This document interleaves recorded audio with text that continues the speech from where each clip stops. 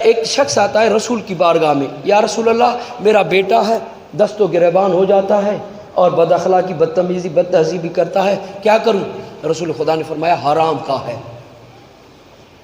تلوار نکالی، بیوی کے سامنے آ گیا، بتاؤ کہاں سے لائی؟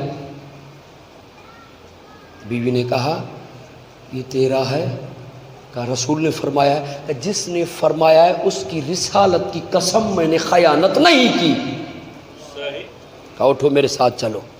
جب چلے، یا رسول اللہ یہ قسمیں کھائی جا رہی ہے اور کہتی ہے کہ میں نے خیانت نہیں کی، آپ نے فرمایا کہ یہ حرام کا ہے۔ رسول خدا نے مسکرا کر فرمایا خرابی اس میں نہیں ہے، تجھ میں ہے، خرابی تجھ میں ہے۔ یا رسول اللہ کیسے؟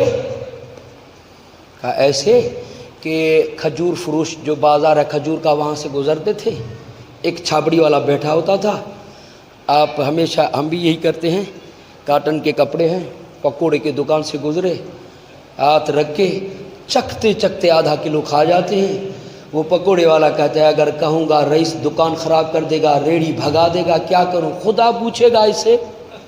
کہا تم وہیں کھاتے تھے؟ یہ بھی ہوتا ہے، لقمے کا اثر ہوتا ہے، تکویناً اثر ہوتا ہے۔ آپ نوٹ کر لیں جو نماز پڑھتے ہیں نا، جہاں بھی آپ شبہ ناک لقمہ کھائیں گے آپ کو نماز نصیب نہیں ہوگی، یا نماز پڑھیں گے مزہ نہیں آئے گا۔ محاسبہ کریں اپنا۔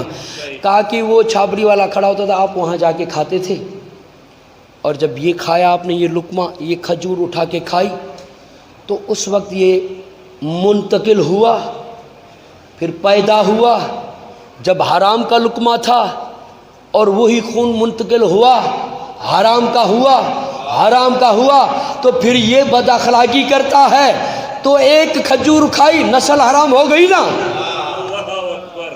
ایک کھجور کھائی نسل حرام ہو گئی، ایک کھجور کھائی نسل حرام ہو گئی۔ مسکراتے ہوئے چہرے سمجھ گئے ہیں، ایک کھجور کھائی، ایک کھجور کھائی، ایک کھجور کھائی، ایک